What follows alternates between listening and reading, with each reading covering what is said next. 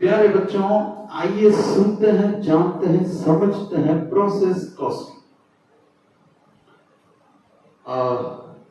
कोई भी चीज जानने से पहले एक छोटी सी कहानी में हमेशा आपको सुनाता हूं, तो आज भी एक कहानी सुनाता हूं आपको।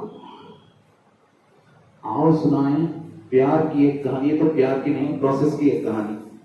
एक था लड़का, एक थी लड़की की कहानी। चलिए, यहाँ पे लड़का लड़की कोई नहीं है, ये प्रोसेस कॉस्टिंग की कहानी है। चलिए,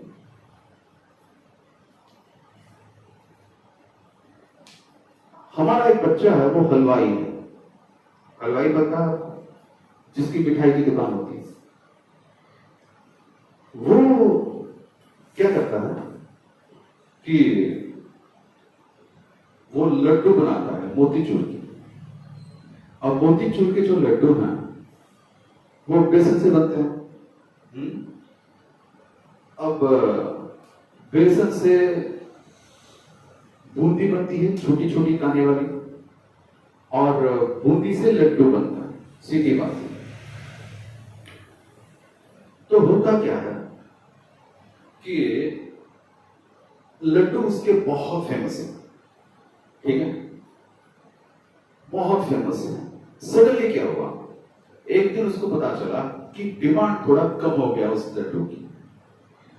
और डिमांड जब कम होता है तो जो दुकानदार होता है उसके पसीने छूटते हैं, क्योंकि अगर ऐन मौके पे, ऐन वक्त पे वो कुछ स्टेप्स ना ले, नहीं लिया, तो शायद कस्टमर कहीं और चले जाएंगे। तो जब उसको पता चला कि डिमांड कम हो गया, वो झट से जाके पूछा, किसको, कि जहां वो मैनेज जो करते हैं उनको जाके पूछा कि यार डिमांड आखिर कम क्यों हुआ।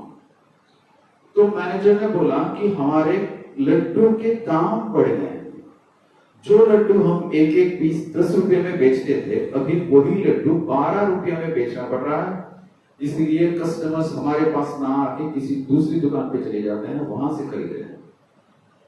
तो नेचुरली थोड़ी परेशानी वाली बात है कि यार 12 रुपये में हम बेच क्यों रहे हैं, नौबत क्यों है 12 रुपये में बेचने की। तो मैनेजर ने बोला कि सर हम क्या करें, प्रॉफिट तो हमें मिलनी ही है, और चूंकि कॉस्ट बढ़ गया है तो उसके चलते सेलिंग प्राइस भी बढ़ गया है। तो कॉस्ट बढ़ने की वजह से चूंकि प्रॉफिट हमें जैसी भी तरह से होनी है, तो सेलिंग प्राइस को भी उसने बढ़ा दिया। तो नेचुरली टोटल उसका जो दाम है वो बढ़ गया। अब प्रॉफिट होनी है, प्रॉफिट के बिना तो बिजनेस चलेगा नहीं, वो तो हम सब जानते हैं। लेकिन प्रॉब्लम क्या हो जाएगा जब कॉस्ट बढ़ जाता है। तो जो दुकानदार है, एक काम करते हैं, उसका नाम नारायण लेते हैं, ठीक है, नारायण लड्डूस, ठीक है, हाँ। तो नारायण की जो लड्डू है वो बहुत फेमस है। तो नेचुरली वो नारायण बड़ा बौखला सा गया और पूछने लगा कि यार ये लड्डू मेरे जो बिकते थे बहुत बढ़िया, अभी कम क्यों हो गए। एक मिनट, तो लड्डू मेरे जो बिकते थे बहुत बढ़िया, अभी कम क्यों हो गए बिकना। तो उसको पता चला ये कि यार कॉस्ट बढ़ गया। तो कॉस्ट जब बढ़ा कि पता चला, तो वो ढूंढने लगा लड्डू के इंग्रेडिएंट्स में क्या क्या डलते हैं। तो उसको तो पता चला एक बात कि लड्डू के इंग्रेडिएंट्स कुछ ऐसे हैं, मैं आपको इंग्लिश में ही लिख लेता हूं। बेसन है, शुगर है, चीनी। जैसे बेसन को ग्राम फ्लोर बोलते हैं शायद इंग्लिश में, अगर ग्राम लिखो तो शायद कंफ्यूजन सा हो जाएगा, इसलिए मैंने बेसन लिखा। घी भी है, जानने वाली बात है। छोटे छोटे टुकड़ों की वो क्या बोलते हैं, काजू, किशमिश और इलायची, वो सारी चीजें हैं। तो वहां पर हम सिर्फ नट्स और इलायची करके हम बस इतना हम देखते हैं। तो उसने देखा कि यार कॉस्ट बढ़ गया, तो पहले पूछा बेसन वालों को, बेसन वाले को उसने पूछा कि यार तेरा बेसन का कॉस्ट बढ़ गया क्या।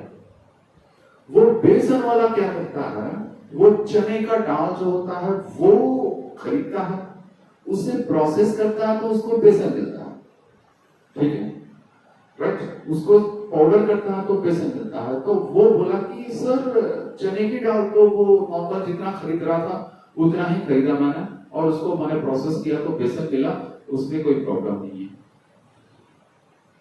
तो बेसन में अगर कोई प्रॉब्लम नहीं है तो जाके चीनी जो खरीद रहा है उसको पूछा या चीनी में कुछ बढ़ोतरी होगी कि रेट्स में, तो चीनी वाले ने बोला कि नहीं, चीनी में भी कोई बढ़ोतरी नहीं हुई। तो उसको ये लगा कि डेफिनेटली कहीं ना कहीं घी में ही रेट्स बढ़ गए होंगे। तो घी वाले को पूछा तो तब जाके पता चला कि यार रेट्स बढ़ गए हैं घी के।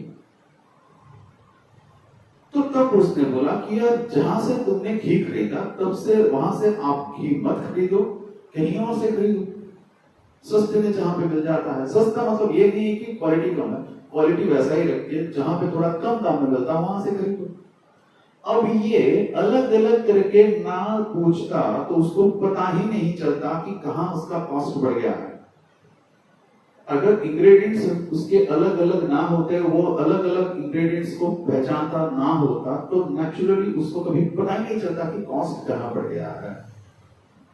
उसी तरह से हमारे जो अभी थोड़ा जितना भी कॉन्सेप्ट है, उस कॉन्सेप्ट में हम एक काम करते हैं, एक एक यहाँ पे जो हमने लिखा उसका डिपार्टमेंट बनाते हैं। चलिए डिपार्टमेंट बनाते हैं। कपड़ा दीजिए, साफ करिए। हम एक काम करते हैं, 3 डिपार्टमेंट्स बनाते हैं यहाँ पे। एक डिपार्टमेंट है बेसन का, दूसरा डिपार्टमेंट जो है वो बूंदी का, और तीसरा डिपार्टमेंट जो है वो लड्डू का।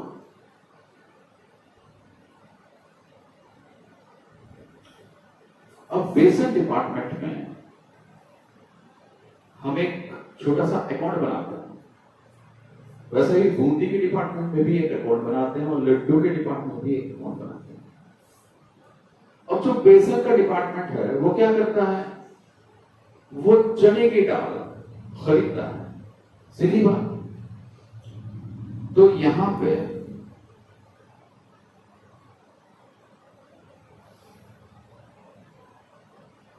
खरीदा, ठीक है, तो चने की दाल खरीद के वो बेसन कैसे बनाएगा, वो बेसन कैसे बनाएगा, उसको पाउडर करेगा, मिल में डालेगा, वगैरह वगैरह होगा। अब वो मिल में खुद तो नहीं डालेगा, किसी से डलवाएगा। तो नेचुरली तो तब क्या होगा कि बेसन के डिपार्टमेंट में हमें कुछ कॉस्ट्स मिल जाएंगे, कुछ कॉस्ट्स मिल जाएंगे। ये हम डेबिट साइड में लिखते हैं, ये हम क्रेडिट साइड में लिखते हैं। एक छोटा सा अकाउंट की तरह हम जैसे बनाया है यहाँ पे, हमें कुछ कॉस्ट्स मिल जाएंगे। क्या क्या कॉस्ट मिलेंगे, चना दाल एक कॉस्ट है जो मटेरियल का कॉस्ट है, उसके बाद लेबर भी होता है क्योंकि किसी से डलवाता है, किसी को रखता है वो डालने के लिए, तो वो लेबर का कॉस्ट है। अब एक मशीन यूज करता है, अब एक मशीन यूज करता है, तो नेचुरली इलेक्ट्रिसिटी कहीं पे अगर वो उस मशीन को रखता है तो रेंट वेंट सारी चीजें हैं, तो वहां पे वो कौन सा कॉस्ट होता है, ये है मटेरियल और ये है लेबर और फाइनली ओवरहेड है। तो 3 कॉस्ट उसके होते हैं बेसन बनाने के लिए। तो ये कॉस्ट हुआ, पीस दिया उसने, मतलब क्या बोलते हैं, पाउडर बना लिया, उसमें मिल में डाल दिया, मिल में डालने से उसको मिल गया फाइनल प्रोडक्ट, वो बेसन मिल गया। तो यहाँ पे ये सारी प्रोसेस करने के बाद यहाँ पे जो फाइनल प्रोडक्ट मिला उसको वो बूंदी को ट्रांसफर कर दिया, बूंदी डिपार्टमेंट को ट्रांसफर कर दिया। तो भाई बूंदी करके लिख लेते हैं, यहाँ पे कोई प्रॉब्लम नहीं है। ये चना दाल, लेबर, ओवरहेड, ये तीनों के तीनों उसने प्रोसेस किया और जितना उसको मिला वो बूंदी को ट्रांसफर कर दिया, सीधी बात। अब जैसे हमने वो इंटीग्रेटेड में पढ़ा था कि raw material control, accountability, cost ledger या फिर जनरल लेजर या फिर क्रेडिटर्स या फिर कैश, वो अलग बात है। लेकिन जब रॉ मटेरियल को हम फैक्ट्री में भेजते हैं तो working progress accountability raw material control होता था। ओके, तो उसी तरह से ये हमारा जो रॉ मटेरियल है वो वर्किंग प्रोसेस को चला गया। तो उसी तरह से यहाँ पे जब हमने खरीदा तो एक एंट्री थी, जब हमने भेजा तो यहाँ पर बाई हो गया। अब raw material is credited by work in progress, उसी तरह से work in progress is debited to raw material. यहाँ पे हमने क्या किया, यहाँ पे सीधा सीधा इसका टोटल बेसन डिपार्टमेंट पे डाल दिया। तो ये बेसन, अब बूंदी डिपार्टमेंट में क्या होता है, वो बेसन लाता है और उससे उसके साथ साथ तो और मटेरियल्स उसने लगानी है। क्या क्या मटेरियल्स लगानी है, एक शुगर लगानी है और एक घी भी लगानी है। सीधी बात, एक घी भी लगानी है, तो शुगर भी लगानी है, घी भी लगानी है, तीन उसके मटेरियल्स हो गए। तो नेचुरली वो एक भूत प्रेत वाली फिल्म नहीं है जहां पे सारे के सारे एक साथ समेट के वो बन जाएंगे। किसी को लगवाना है, मतलब किसी को लगाना है ना वो जो करने के लिए, ओके। तो लेबर भी है, अपने आप तो सारा कुछ नहीं होगा, तो लेबर भी यहाँ पे होगा नेचुरली। लेबर के साथ साथ लेबर अगर है तो बिना ओके नहीं होता, ठीक है। ओवरहेड भी होंगे, राइट। तो ओवरहेड, तो जितना यहाँ पे बूंदी बना वो किस डिपार्टमेंट को ट्रांसफर होगा, लड्डू को ट्रांसफर होगा। अब लड्डू 2 बूंदी लिखेगा और लड्डू में क्या, वो यहाँ पे थोड़ा इलायची भी डाल देते हैं, नट्स वर्ट्स वगैरह इलायची सारे डालते हैं। बूंदी लड्डू को ट्रांसफर हो, वहां पे सिर्फ फ्लेवर ही लगनी है क्योंकि वहां पे कुछ और मटेरियल्स नहीं लगेंगे, ओके। बूंदी का पूरा अगर ट्रांसफर हो गया तो वहां पे सिर्फ उसको क्या बोलते हैं, बॉल्स बनानी है। बस बॉल्स बनाने के लिए उसको सिर्फ लेबर की जरूरत है और लेबर जब तक है ओवरहेड भी होगा, राइट। तो डायरेक्टली यहाँ पे